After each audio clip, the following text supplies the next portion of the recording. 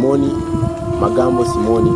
Ni kitabu kipya, kimetoka mwaka huu na kimezinduliwa wiki iliyoisha. Na katika kitabu hiki mwandishi ameelezea mambo mbalimbali ya kujifunza katika maisha. Na jina la kitabu ni Heroes Journey the 21st Century, kwamba ni safari ya mashujaa katika karne hii ya 21. Shujaa ni nani? Shujaa ni unapambania mafanikio yako.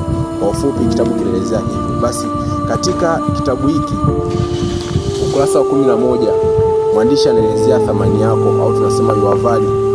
Kimeandikwa kwa lugha ya Kiingereza ambayo ni lugha ya kimataifa, kama mtu yote anaweza akasoma na akaielewa. Basi mwandishi moja kwa moja ameelezea thamani ya kwako, yani thamani ya kwako ni ipi? Ambapo thamani yako ameelezea kupitia kisa kimoja cha mkulima. Kisa hiki ni kisa ambacho kinafahamika sana kwa watu ambao wamesoma pia vitabu mara nyingi. Katika ukurasa wa 11 mwandishi anasemaje? Mwandishi anasema kwamba katika kijiji kimoja kulikuwa na mkulima.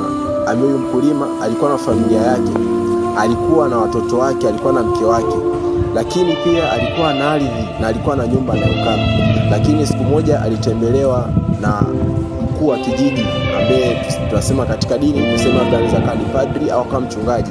Alimtembelea bwana huyu mkulima, na kumtembelea mkulima huyu katika kupiga story, huyu mkuu wa hicho kijiji akamwambia yule mkulima kwamba ukiweza kupata dhahabu ambayo ni size tu ya kidole chako kidogo, au kidole chako kidogo nusu yake, ukapata kidhabu kama kile, unaweza kuwa tajiri na ukapata mali nyingi sana, ukiachana hizo ulizokuwa nazo.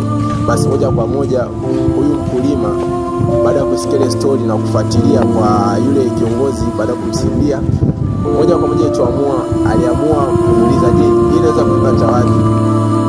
Yule mkulima yule kiongozi akamwambia huyu mkulima kwamba ili upate hii dhahabu unatakiwa uende mbali sana ukitafuta. Utakapoenda sehemu ukakuta kuna mto pembeni pale, jaribu kufukua vizuri, tafuta sana, chimba kwenda chini, utakutana na dhahabu hiyo, na baadaye ukishaleta ukauza utatengeneza pesa nyingi sana na utakuwa tajiri kuliko hata hizo mali unazo na mashamba pamoja na. Basi moja kwa moja mkulima aliamua kuaga familia yake, akamwaga mke wake, akamwaga watoto wake, kwa kwenda kutafuta dhahabu. Kwa siku alikuwa tajiri mkubwa sana. Basi moja kwa moja aliamua kuondoka katika nyumba yake.